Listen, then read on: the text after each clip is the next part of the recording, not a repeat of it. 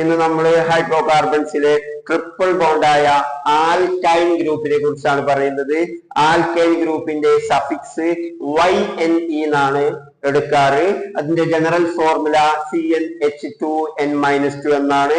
കാർബണിന്റെ double എടുത്ത് 2 കുറച്ചാണ് അത് പറയാറ്. ഇവിടെ അങ്ങനെയാണെങ്കിൽ നോക്കുക C2. അപ്പൊ കാർബണിന്റെ ഡബിൾ ആവുമ്പോ ഹൈഡ്രജൻ 4 വരും. പക്ഷെ നമ്മൾ 2 കുറച്ച് 2 എഴുതും. അപ്പൊ 2 ഹൈഡ്രജൻ ആയി.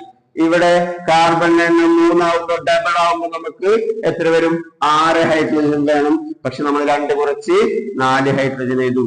ഇതിന്റെ പേര് 3 കാർബൺ വന്നതുകൊണ്ട് പ്രൊപ്പ് സഫിക്സ് YNE പ്രൊപ്പൈൽ.